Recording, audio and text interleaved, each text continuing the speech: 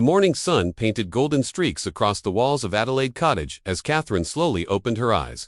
For a brief moment, everything felt normal.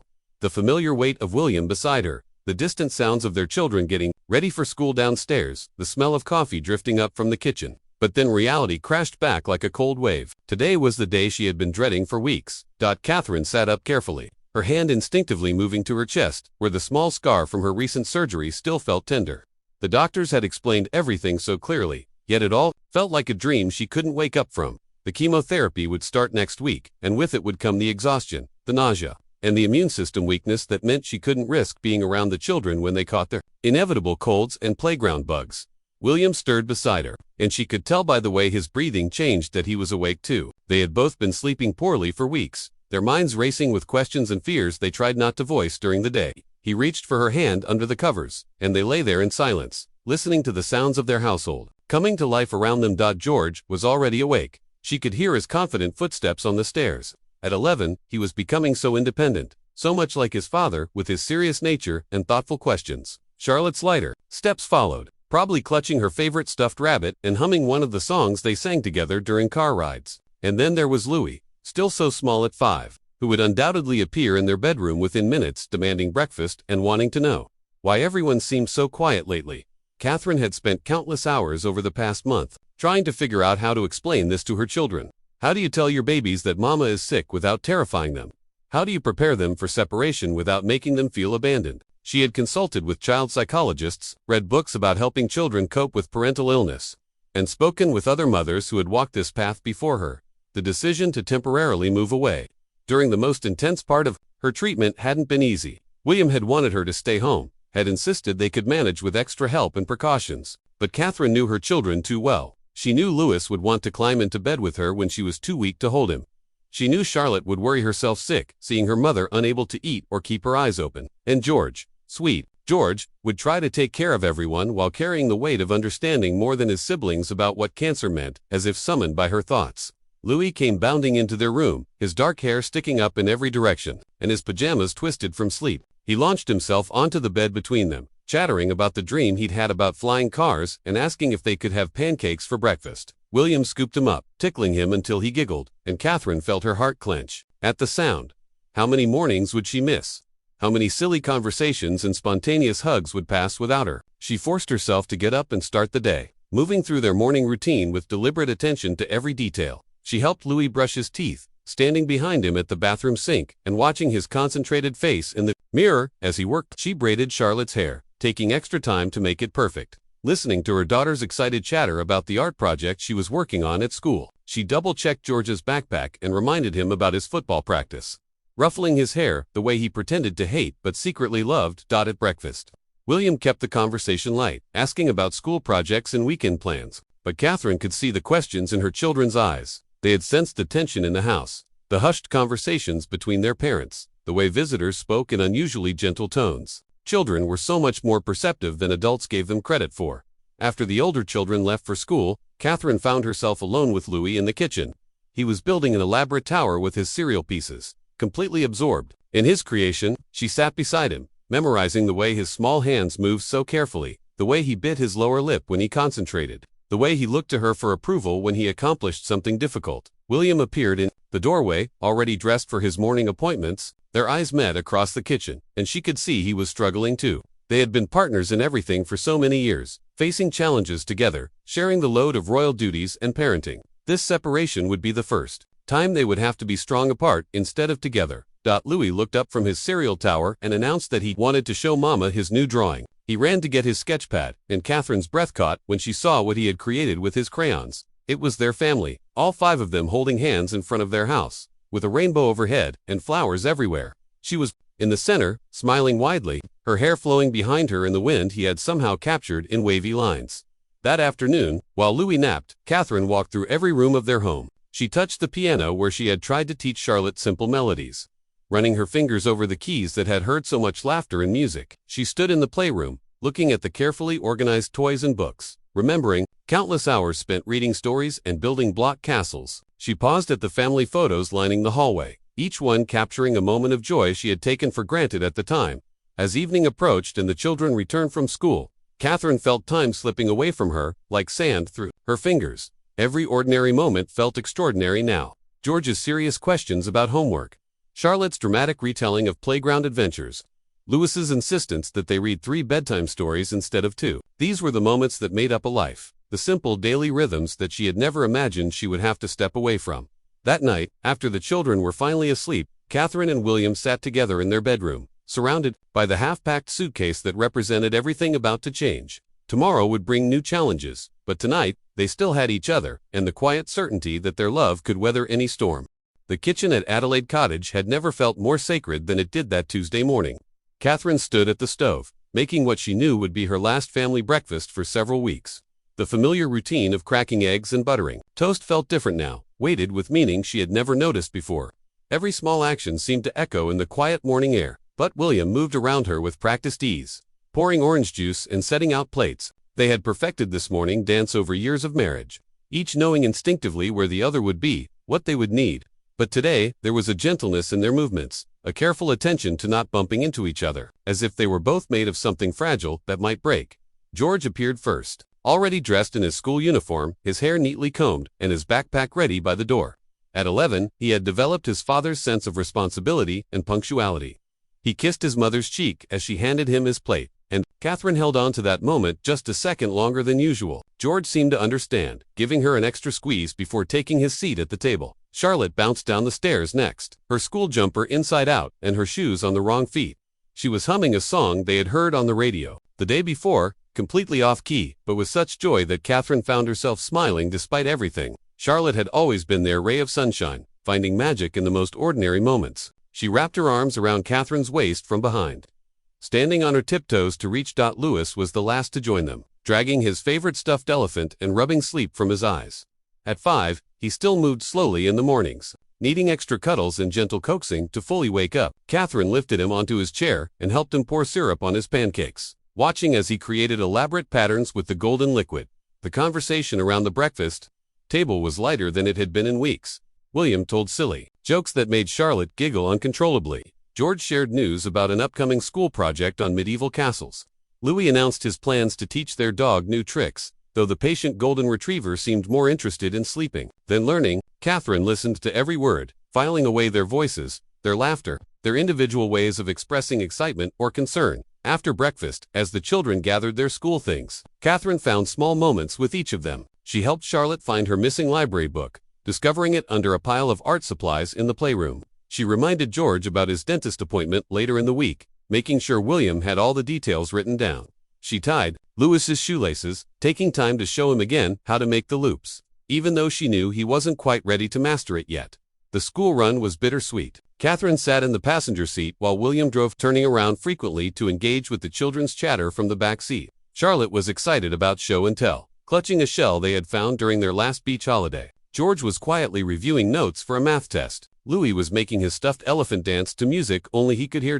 At the school gates, Catherine walked each child to their respective classrooms. She lingered a bit longer than usual, chatting with teachers and other parents, trying to memorize the scene. The playground buzzed with activity as children ran to greet friends and parents, called out last-minute reminders about lunch, money, and after-school activities.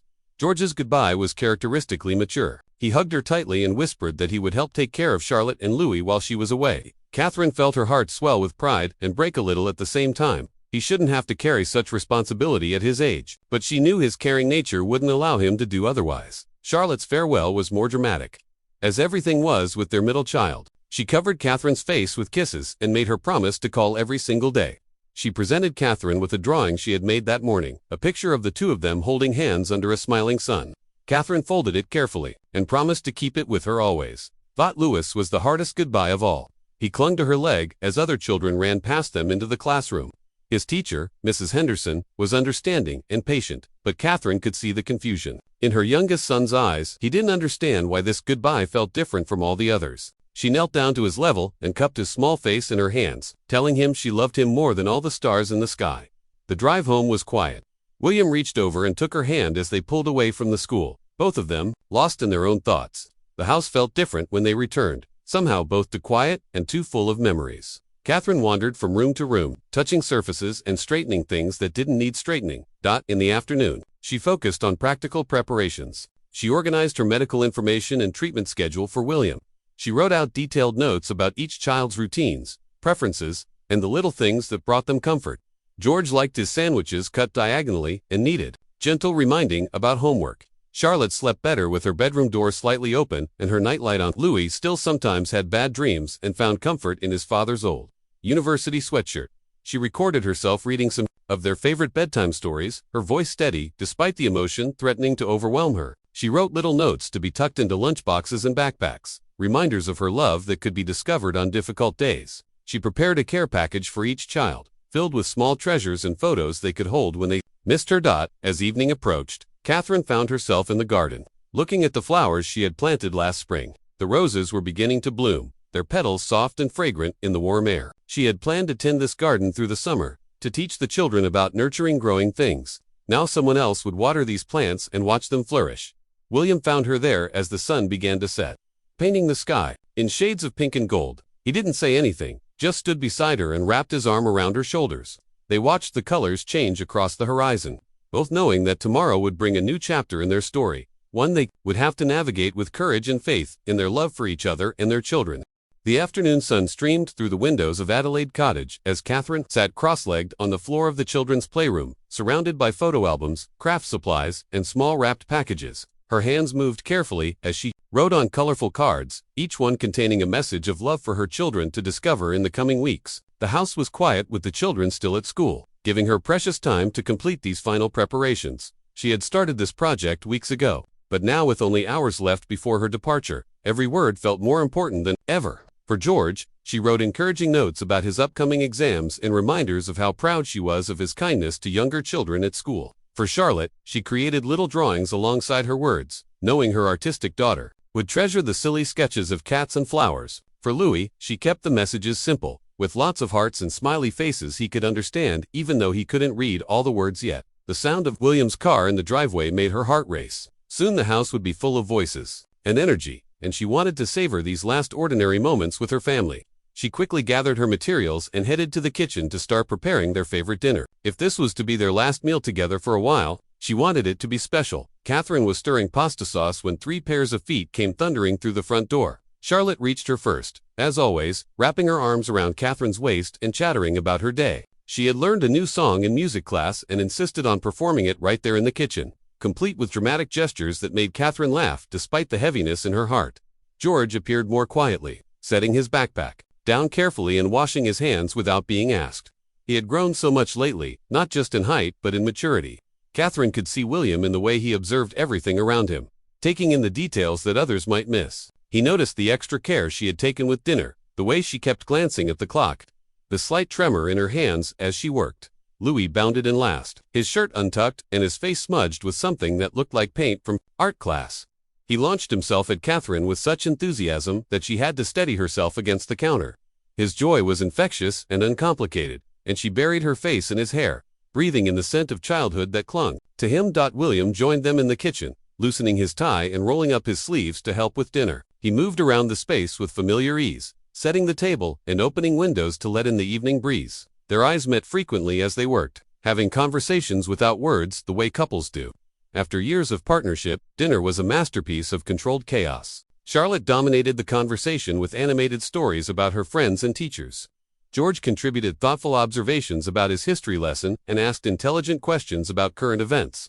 Louis mostly focused on eating, occasionally offering commentary about his food or sharing random thoughts that popped into his head. Catherine found herself memorizing everything, the way Charlotte gestured wildly with her fork when she got excited, how George carefully cut his food into precise pieces before eating, the concentration on Louis's face as he attempted to twirl spaghetti on his spoon. These were the moments that made up their family life, the ordinary magic she would miss desperately. After dinner, they moved to the living room for what had become their evening routine.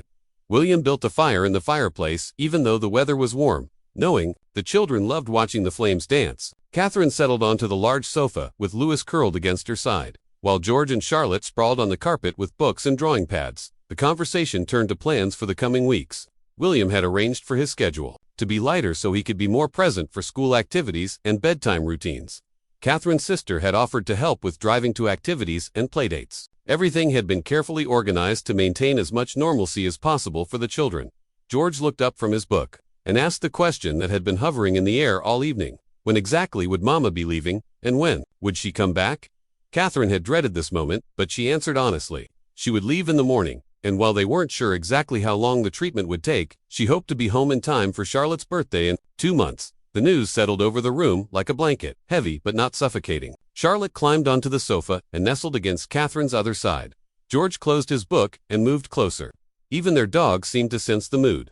Padding over to rest his head on Catherine's feet, they sat together in comfortable silence, watching the fire crackle and listening to the evening sounds outside their windows. Catherine felt overwhelmed by love for these people, who were her whole world. How many families took moments like this for granted, not knowing how precious they were until faced with separation? As bedtime approached, Catherine took extra time with each child's routine. She ran Charlotte a bubble bath and helped her wash her hair, taking care to rinse out all the soap the way her daughter preferred. She listened to George read aloud from his current favorite book, an adventure story about pirates that he performed with different voices for each character. Louis required the most attention, as he always did at bedtime. Catherine helped him choose pajamas, brush his teeth, and select 3 stuffed animals to sleep with. He wanted an extra story, then another, then a song, and finally, a back rub. She indulged every request, knowing these routines would soon be William's responsibility alone. When all 3 children were finally settled in their beds, Catherine made one last round through their rooms. She adjusted Charlotte's covers and whispered promises about calling tomorrow. She reminded George that he could always talk to Papa about anything that worried him.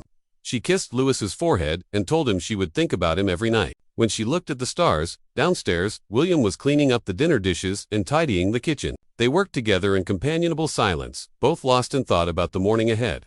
Catherine's suitcase sat by the front door, packed with comfortable clothes and the few personal items she would need. Everything else she truly needed would remain here, in this house. In the hearts of the people she loved most, the evening felt both endless and far too short. Stretched thin by the weight of impending goodbye, yet racing toward tomorrow with frightening speed. The first rays of dawn painted the bedroom walls in soft shades of gold as Catherine lay awake, listening to William's steady breathing beside her. She had barely slept, her mind cycling through memories and worries, but she didn't mind. These quiet moments before the house stirred to life felt precious. Like stolen time, she could hold on to later when everything became difficult. William's eyes opened slowly, and for a heartbeat they simply looked at each other in the gentle morning light. No words were needed to express what they both felt. Today would test every bit of strength they had built together over their years of marriage. He reached for her hand under the covers, and they lay there listening to the familiar sounds of their home, waking up around them. The children would sleep for another hour, giving Catherine and William time to share coffee and speak quietly about practical matters. They had been over the details dozens of times, but somehow, going through them once more felt necessary. The treatment schedule, the children's activities, the support system they had carefully arranged. Everything had been planned with military precision, yet both of them knew that the emotional reality would be far messier than any schedule could capture. Catherine moved through her morning routine with deliberate slowness, savoring each familiar action. The hot shower, the scent of her favorite soap, the feel of her silk robe against her skin. She stood at her dressing table, looking at her reflection in the mirror, wondering how different she might look when she returned to this room. The treatments would change her appearance, but she hoped they would not change the essential parts of herself that her children recognized and loved. Louis was the first to wake, as he often was, appearing in their bedroom doorway with his hair sticking up in every direction and his favorite stuffed elephant tucked under his arm. He climbed into bed between his parents, warm and sleepy and completely trusting. Catherine pulled him close, breathing in his sweet morning scent and feeling his small body relax against hers. George and Charlotte appeared shortly after, drawn by the sound of quiet voices and the unusual stillness in the house. They piled onto the bed, creating a tangle of arms and legs and morning snuggles that had been their family tradition for years. In this moment, with all 5 of them together in the soft morning light, Catherine felt a fierce protective love that nearly took her breath away. Breakfast was a carefully choreographed performance of normalcy. Catherine made pancakes shaped like animals, a special treat that usually happened only on weekends. Charlotte giggled at the lopsided elephant pancake, while Louis insisted his looked exactly like a dinosaur. George ate quietly, but Catherine could see him watching her face, trying to read the emotions she was working so hard to control. After breakfast, William took the older children to get dressed for school, while Catherine helped Louis choose his clothes for the day. He wanted to wear his favorite shirt, the blue one with rockets on it, and she helped him button it carefully while he chattered about his plans to build a spaceship out of blocks later. The goodbyes at the school gate were harder than Catherine had anticipated. George hugged her tightly and whispered that he would take good care of Charlotte and Louis. His serious little face broke her heart, and she reminded him that taking care of his siblings was Papa's job, not his. His only responsibility was to be a kid and do well in school. Charlotte clung to her for a long moment, her small arms surprisingly strong around Catherine's neck. She had drawn another picture that morning, this one showing their family under a rainbow with the words, "I love you, Mama," written in her careful handwriting. Catherine folded it gently and promised to keep it close to her heart. Louis was confused by the solemnity of the goodbye, not understanding why everyone seemed so serious. He gave Catherine his usual cheerful kiss and ran off to join his friends on the playground, turning back only once to wave. Catherine watched him go, grateful for his innocence while simultaneously wishing he understood enough to give her one more hug. The drive back to the house was quiet. Both Catherine and William lost in their own thoughts. The empty car seats in the back seemed to echo with the absence of their children's voices. William reached over and took her hand, squeezing gently, and Catherine felt a surge of gratitude for this man who had stood beside her through everything life had thrown their way. Back home, Catherine did a final walk through each room of their house. In the nursery where all three children had slept as babies, she touched the mobile that still hung above the crib, watching the colorful animals dance in the morning breeze from the open window. In the playroom, she straightened books and toys, creating order that would make it easier for William to maintain routines in her absence. Her suitcase sat by the front door, looking smaller than she had expected. How do you pack for a journey into the unknown? She had chosen comfortable clothes, a few photographs, and the small personal items that would make an unfamiliar place feel less frightening. William had quietly added a few surprises of his own, she noticed, including the small pillow from their bed that smelled like home. The car that would take her to the treatment facility arrived precisely on time. Catherine and William stood in their front hallway, holding each other in a way that spoke of years of love and partnership. They had weathered many storms together, but this separation felt different, more frightening because it was uncharted territory for both of them. William carried her suitcase to the car while Catherine took one last look around their home. The kitchen where they had shared thousands of meals, the living room where they had built pillow forts and watched movies on rainy afternoons, the staircase where three pairs of small feet thundered up and down every day. This house held their entire life together, and leaving it felt like stepping off the edge of the world. At the car, William cupped her face in his hands and looked into her eyes with an intensity that took her breath away. He promised her that he would be strong for their children, that he would tell them stories about her every night, and that their love would carry them all through this difficult time. Catherine smiled through her tears and reminded him that this was not goodbye forever, just goodbye for now. As the car pulled away from Adelaide Cottage, Catherine turned back to see William standing in the doorway, his hand raised in farewell. The image of him there, steady and strong and heartbroken, would stay with her through everything that was to come.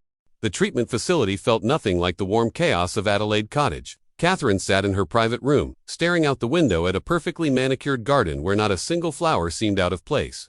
Everything here was designed for healing, from the soft colors on the walls to the comfortable furniture, but it couldn't fill the aching silence left by her children's absence. Her phone buzzed with the first message of the day from William, a photo of Louis eating breakfast, syrup somehow covering not just his pancakes, but his cheek and the table around him. The caption read, "Simply missing your pancake expertise." Catherine smiled despite the loneliness that had settled in her chest like a physical weight. She could almost hear Louis's giggle and see Charlotte rolling her eyes at her little brother's messy eating habits. The medical team had been kind and professional. During her first consultation that morning, they explained the treatment schedule in gentle voices, walking her through what to expect over the coming weeks. The chemotherapy would be aggressive but effective, they assured her. The side effects would be manageable with proper medication and rest. Everything they said made perfect sense, but Catherine found herself thinking about George's upcoming school play and whether Charlotte had remembered to practice piano. By afternoon, the first treatment had begun. Catherine settled into the comfortable chair in the infusion room, watching the clear liquid drip slowly through the foreline into her arm. She had brought photo albums and the tablet loaded with messages from home, but mostly she found herself staring out the window and thinking about what her family was doing at that exact moment. At 3:30, she knew George and Charlotte would be walking out of school, probably arguing about something completely insignificant. Louis would be finishing his afternoon snack and getting ready for outdoor playtime. William would be reviewing his schedule for the evening, mentally preparing to handle dinner and homework and bedtime. Routines that had always been shared responsibilities. Her phone rang just as she was imagining Charlotte's dramatic retelling of her day at school. William's face appeared on the screen, and behind him she could see their kitchen, looking exactly the same, yet somehow different without her presence. The children crowded around the phone, each wanting to be the first to share their news. Charlotte launched into an elaborate story about art class, gesturing wildly with paint-stained fingers. She had created a masterpiece, she announced, a picture of their family that she planned to send to Mama tomorrow. George appeared over her shoulder, more reserved but equally eager to connect. He had scored well on his math test and wanted to tell her about the new book he was reading. Louis pushed his way to the front of the group, pressing his face close to the phone screen. He had lost a tooth at lunch, he announced proudly, and the tooth fairy would surely visit tonight. Catherine felt her heart clench at his excitement, wishing she could be there to celebrate this milestone with him. William promised to put the tooth under Louis's pillow and make sure the tooth fairy left an extra special surprise. After the call ended, Catherine sat quietly in the treatment room, feeling both connected to her family and impossibly far away. The nurse, checking her smiled sympathetically, and mentioned that many parents found the first day of treatment emotionally challenging. Catherine nodded, grateful that her feelings were understood and normal, even if they were difficult too. Evening brought a video call from home during dinner time. William had attempted to recreate one of Catherine's favorite family meals, with mixed results that had everyone laughing. The pasta was slightly overcooked and the sauce too thick, but the children ate enthusiastically while teasing their father about his cooking skills. Catherine found herself laughing too, surprised by how good it felt to share this moment of family joy despite the distance. George had set up his laptop so Catherine could see the entire dinner table. She watched Charlotte demonstrate proper pasta twirling technique to Louis, who was far more interested in making patterns with his food than actually eating it. The familiar chaos of family dinner time made her both homesick and grateful that life was continuing normally for her children. That night, Catherine participated in bedtime routines through video calls.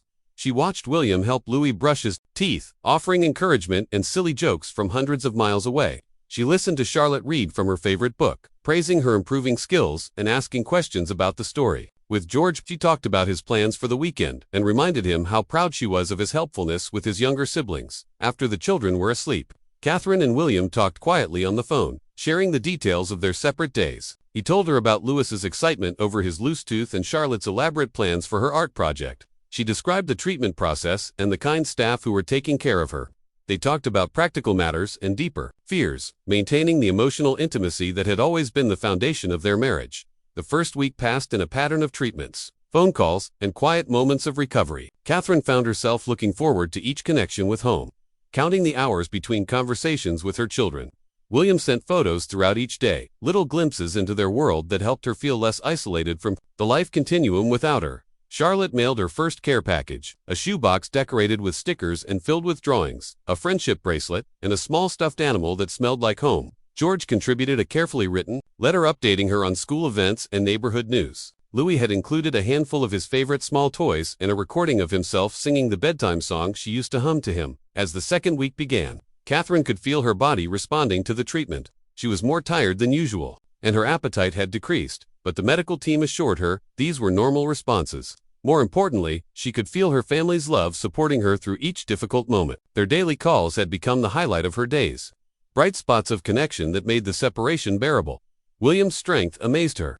He had stepped seamlessly into handling all the children's needs while maintaining his own responsibilities. He sent her videos of ordinary moments that had become extraordinary in their absence from her daily life. Louis learning to tie his shoes, Charlotte practicing piano, George helping his father prepare breakfast. These glimpses of their resilience gave Catherine hope that they would all emerge from this experience stronger than before. The treatment was working. But more than that, their family's love was proving stronger than distance or fear or uncertainty about the future.